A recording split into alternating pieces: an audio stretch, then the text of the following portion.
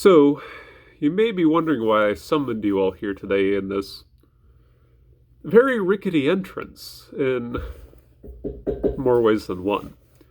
Well, before I start the video, I've got about two things I want to talk about real quick. Well, actually, there's more than two, but I can classify it into two. Well, first thing first is something that's very important. My medical situation has not been very good lately. I was just diagnosed with 3 new, very bad things. I'll make a better video about it later on. Long story short, I was diagnosed with a subarachnoid hemorrhage, as well as it's called acute aortic dissection and pericardial effusion. My eyes are burning. There's a lot of gas fumes in this garage.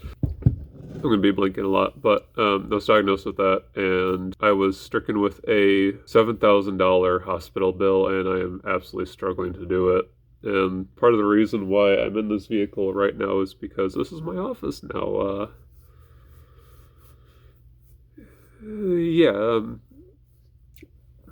I got fired, so this is my office now. For my old job, that is. The big thing right now is that I'm going to make a Patreon. Oh, I already have one, but I'm going to put the links in the description. I'm going to make, I think I was going to do 3 tiers. One of them is going to be $1. One of them is going to be $5. If you donate to that one, that's going straight to medical bills. And then I was going to make a 3rd tier, which is a bit more. That's going to go to help towards the channel, which kind of leads into the next thing I want to do. My health is questionable right now, and there's a good chance where I might not make it past this year. And one of the big things I really want to do in my lifetime, one of my bucket list items, is take a very shitty vehicle and take it on Rocky Mountain Race Week. And I kind of want to do that with this one, the Bricklin, because it's kind of the best thing I've got for it. I mean, I've got the rusty old Ford pickup truck, but you know, what's more drag racy than a fucking Bricklin? So, I'm thinking about trying to do that. I'm pretty much planning on getting everything that I can done as soon as possible. Like, the biggest things I need for this car right now is just brakes. Well, not brakes, it's tires and fuel and just a couple little things here and there. I gotta fix the backlights because they sometimes work, sometimes don't. The shifter is backwards. If you put it into park, it's in first gear, and if you try to put it into first gear, it's in the void. So it needs to be adjusted. And the reason why is it has an AOD swap in it, so this is a hot rod. It's got a fucking 4-barrel in it for heck. You know, I mean, it's perfect. That's a great basis to take on a drag week, and I really want to do that. As if there's nothing set in stone. That's the big thing. Nothing's set in stone, but I do want to at least complete one goal in life just in case. That's the kind of thing. It's always been a dream to take a piece of crap on race week, and I really want to do that. And I've got something that I could really get ready by then. The big thing is I kind of miss the ticket thing. So if that doesn't work out, I've got another plan. I'm going to go to the Le Mans Rally Week with a bunch of friends. And I'll take this thing with me too. The other thing I want to talk about is the door situation. The whole thing of where I had to put a pole in it to hold it up. I got a quote from the Bricklin community on getting a proper door system, because these solenoids that are back here are absolute junk. This one isn't even connected to anything. I think that's the one. But the thing that I want to do with that is get the better one, because that doesn't work. But that costs $3,000. So what did I do? Not that. I came up with a better solution. So, yeah, that's going to happen every so often. I brought a flashlight. So, what I did is I was walking around the forest and I found a brush. Why this brush is important is because what I drew on it in blue Sharpie. I found a blue Sharpie. So here, I'll show you. So this is my plan to fix the doors, so that way I can take it on Rocky Mountain Race Week, and this may look like a bunch of scribbles, and it is. But the plan is there's an air tank in the back of the vehicle that goes to that oiler diverter.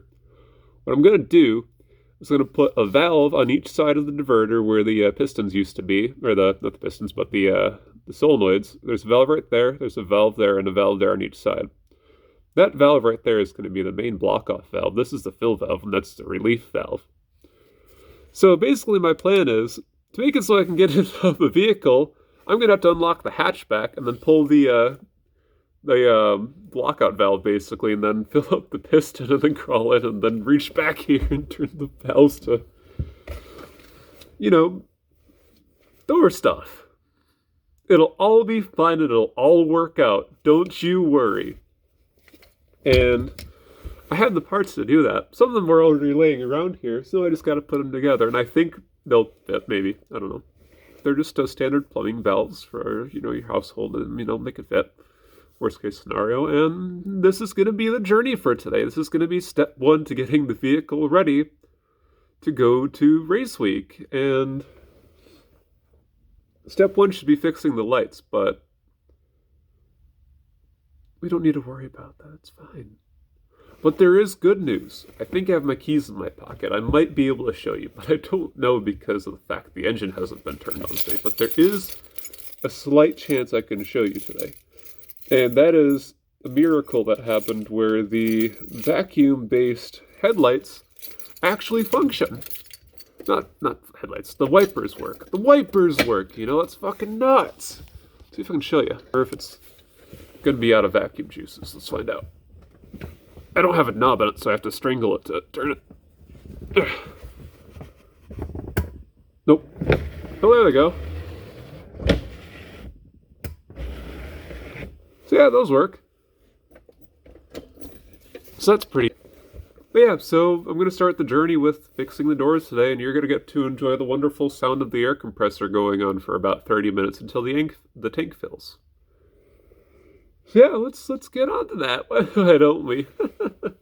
Everything will be fine. And I really hate to ask my community that I may or may not actually have. I don't know at this point. I just post random shit. At this point, it is a desperate situation, and I really need help. And it's really hard to do. I really don't like taking money from people, but at this point, it's a situation of do it or die. So I don't really have a choice. We turn on the flashlight. There we go. Now we can see a little better. So here's a little bit what I'm dealing with here. You got these two. I gotta take that one off still, but the driver's side one, which I think is that one, gets stuck open, and it bleeds out the entire air tank when you put the door down. The passenger one, which I think is this one maybe, I don't know, it doesn't work anymore.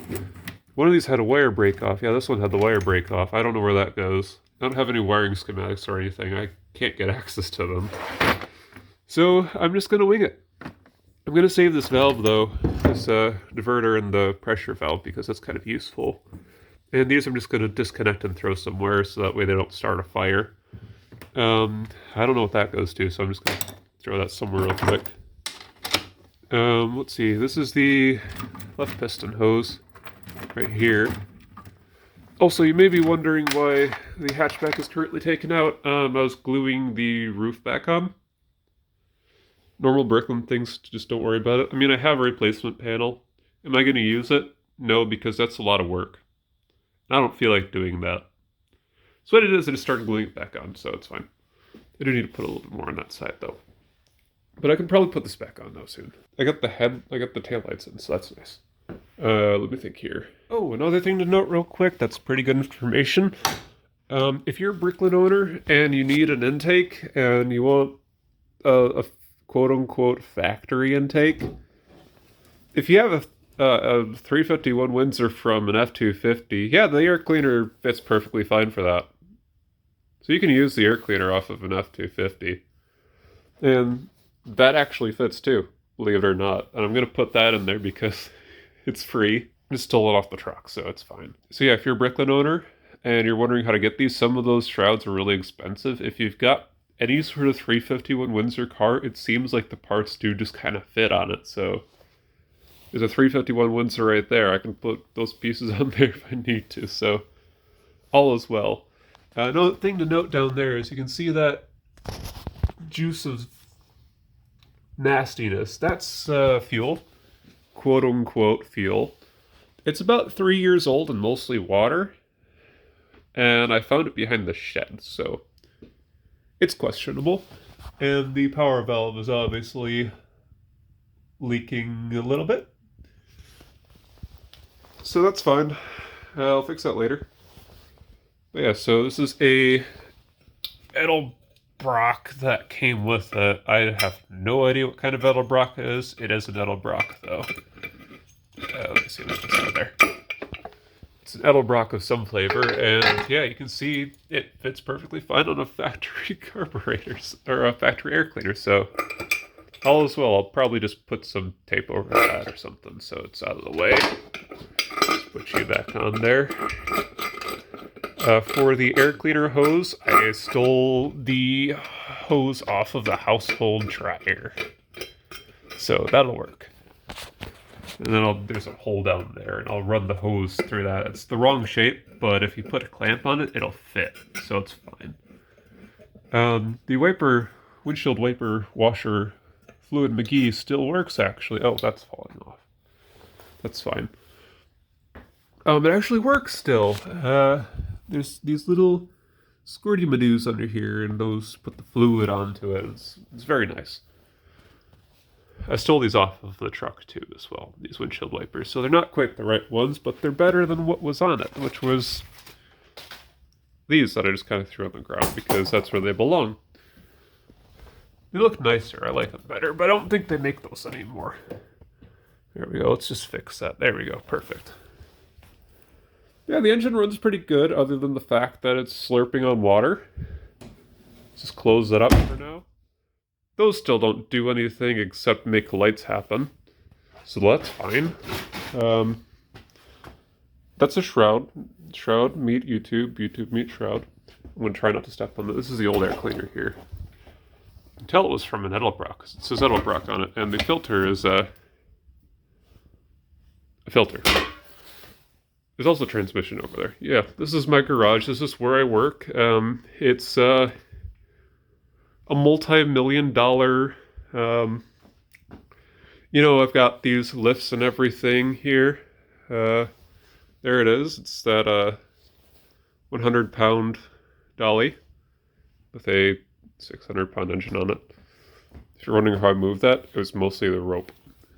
I had the rope around it and just yanked it until it wasn't in the front of the garage anymore. That's my carburetor. It goes on the engine.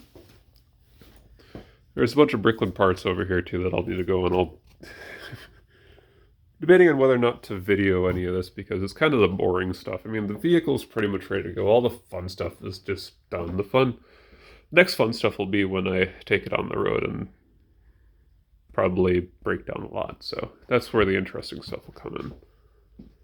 I'm just kind of doing filler right now, so please ignore the fact that I'm just wandering around the garage. I'm going to go inside and start the process, but this is a good time to meet the community, so yeah, let's just show them my mess. There's the thing that I use to get fuel out of fuel tanks. It's a cheap Harbor Freight shop vac that I found for like $50, I think, is how much it was new. Yeah, probably the most expensive thing in here would be it's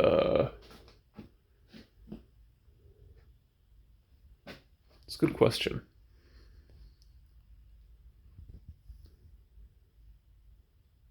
Oh, I know. The Pontiac Fiero radio. That's the most expensive thing in here. Also the carburetor. That's like $300. So that's quite expensive. The Bricklin is free, so I don't count that as expensive. It's free. But yeah, also, if you want any of these Fiero parts that are sitting here, they are actually for sale. You are welcome to message me and see about buying them. I've got a perfectly mint condition dashboard back here. It's just sitting in the corner. That grill I do have, it's just sitting somewhere to protect it. This is the 4-speed shifter panel. Still a couple parts. There's a piece of a dash there. Most of the stuff is gone now from that car, but there's still a couple knickknacks laying around that were missed. So if anybody does want those, you are welcome to purchase them. Need them. I think the dash does have a couple cracks in it somewhere, but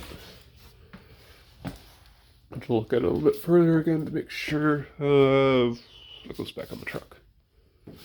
So I'm gonna run and see what parts I have. Oh yeah, there's some lower motors there. I can't remember what that pump was off of. I know that one I need. I don't know what that one's for. That one might be something I don't need. So that one might be for sale. There's also some VR parts down there too. Intake hose. So there's a couple things here. I don't know if those blower motors are good. They're full of mouses, so they're probably fine. I had a theory that I shouldn't clean the Bricklin. Just leave all the mouse shit everywhere for extra points if I do end up going to the Le Mans rally. Because they give you extra points for your shitty vehicles. So I was like, you know what if I just leave the shit in there? Because that'll add me some points. Also, I gotta finish sealing up the windshield a little bit. You can see it's very professionally done. There's still a couple holes around here that I gotta fill in, specifically in that corner. But it's pretty good. I have the trim pieces, but I don't think they're gonna fit because they're kind of bent and they're stuck bent, so yeah. Well, why don't we get on to the actual mission of this journey? Because I'm running out of phone storage. I don't have much, so I gotta keep these things short. Okay, let me walk you through the process here. So I've got all these valves here. There's 6 of them. And then there's 2 of these T-fittings. We've got the pressure regulator. My hair's getting in my face. The pressure regulators and the old solenoids here. I couldn't find any vice grips. I'm just going to have to work with what I got. So I got to take these extensions out of these. This one's kind of already off, so I'll start with this one. This is kind of tight, so this will hopefully work like vice grips. These got to come off. This one was really tight, so I'm going to use my shoe. Also got a second pair of pliers just in case. This one doesn't work. It's really in there. I don't have to worry about getting the one out of this one because it's already off, so that's nice. But this one is, I do need this piece here. Oh, it's glued on. That's why it's such a bitch. Hello, Binksy. The cat's going to help today. Also, you may notice that I've got a bandage in my arm. I just got back from the hospital. They had an IV in my arm, so that's going to be there for a bit yet. If I take it off, I'll probably still bleed, so I'm not going to touch that at the moment, but don't worry about it too much. It's nothing too serious, just normal IV stuff. Not hurt. I mean, it fucking hurts, but it's going to bruise up and then it's going to be fine, so it's okay. Let me see if there's a way I can get this one off, I think. Oh, it's nice. It's not actually that tight. Okay, cool. The other one was pretty loose too. That's probably not very good for the airflow at all. There's some fluid in there. It's fine. Just oil. You want help, bud? Okay. So I do need to get this fitting off of there. I do need to keep that because that's where the airline connects. So I do need to save that one. I got the other one off of that one already, so it's fine. Just gotta get this one off. It's really in there. I also want to damage the teeth on them because I need to get the hose back on. I've only got one of these for each side, so it's very important that I don't fuck this up. Very, very important. It's really in there. So it's gonna break. I know that. I heard it pop, so maybe it's gonna loose. Oh, there we go. It slipped. There we go. Cool. I'm not gonna put my hat back on so my hair's not out of my face anymore. Ooh. Yeah, it's not good. Hopefully I can still thread that back on. That's teeth are pretty shot now. Oh well. There's not much I can do about that. So I'm gonna take one of these. Get some of this guy's on there. I touch pipe thread in the middle, so I'm probably gonna put this on backwards. I already know that. Don't bitch at me for putting it on backwards. It's been a while. I always forget how it goes on. I'll admit that. I don't do a lot of piping stuff, so using this I'm not very good at. You want help, bud? It always helps to put on a little bit too much, so that way it doesn't do anything and falls right off once you're done, so that's the right way to do it. You know that. You gotta make sure you have way too much. That's good. Just thread that in there. Let's squish all the way out, so that way it does nothing at all. Good. That's exactly what we want. That's not going to seal at all. Perfect. Take some more of that stuff. Do it wrong. Also, this is Banksy, my Maine Coon that you see here. He's obviously a very fluffy creature, and he likes watching. He often will hang out with me in the garage, so you'll see him in there sometimes in future videos. You want help, bud? You can hold on to that. He is very interested in learning how to work on vehicles, as you can tell. He's watching very closely on how this works. And I will tighten these down a little bit more later. I just want to sort of get them together first. So I want this valve to be kind of pointing that way. So that's good. I need another one of these. This is very boring, isn't it? I might just stop the video at some point and just continue on. Here. There you go, like that, just like that. Good job, bud. See if I can get this one to match sort of same direction. Probably not. It's already going the other way, so yeah. Here. Will help me tighten it? There you go. What's it taste like? Probably not very good. There we go.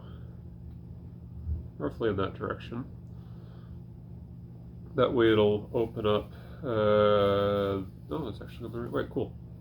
That's good. That's what I want. Then this goes onto here, like so.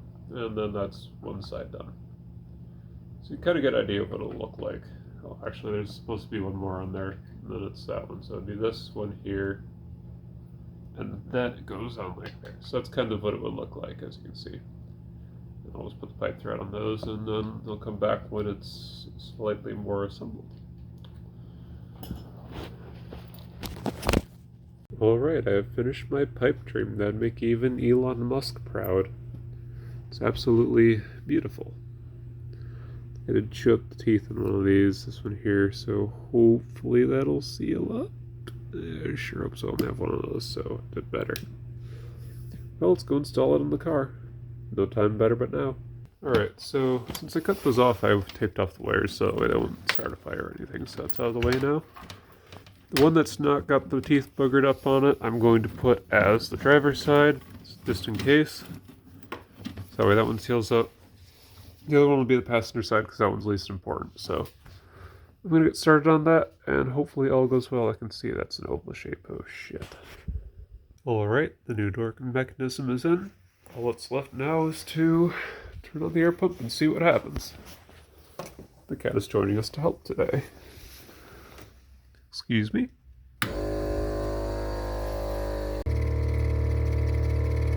Alright, the air tank is now at about 120.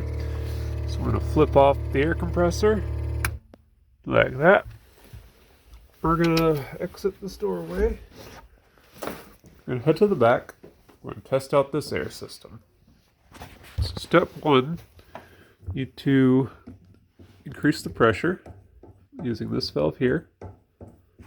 We'll go to about, oh, Banksy. We'll go to about, let's call it there-ish. Just enough. We can also modulate with the switch too as well. There's the knob, so it's fine. You can go all the way probably. What we're going to do is we're going to flip this one here. We're going to flip this one here. Nice.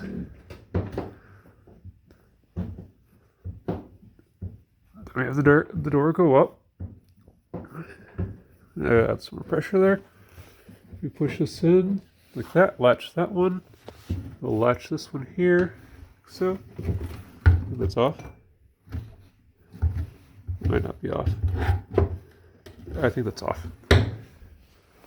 We have air in the cylinder. We can actually turn these two back on again so I can put some more air in it. It's because I gotta lift it the rest of the way up. Just gonna open those up the rest of the way. So, help the door. There we go. Because this is hitting, so it doesn't let me do the whole pressure. So it goes that way.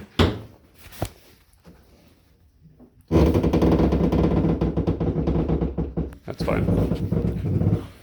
Now if we want to release the pressure, shut that valve off. This one should be open. We turn off the other.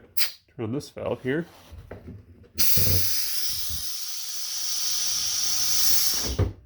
We can release the air out of it.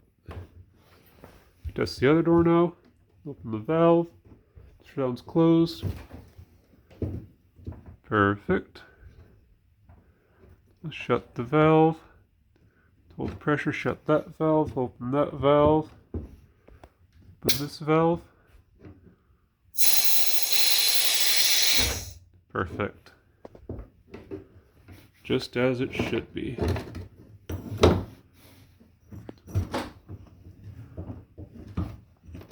Yeah, the doors don't like to open very well if they don't have 120 psi, and we do not have 120 psi right now, so they're not very happy. Yeah, that works. It's refinement for sure, but it's functional, which is a good thing. It's exactly what we want. I just gotta figure out which way those valves go to work properly. Ah, so it has to be straight to let air in. Okay, good to know. Ah, yeah, so it has to be straight. You can't go all the way. Okay, cool. So straight is open, then either that way or that way is closed. It doesn't matter which, so that's good to know. All right. So now if we do this side, perfect. After playing that with that a couple of times, we lost quite a bit of pressure, so you can see this is kind of not a very good system. But at least it works, so that's what's important.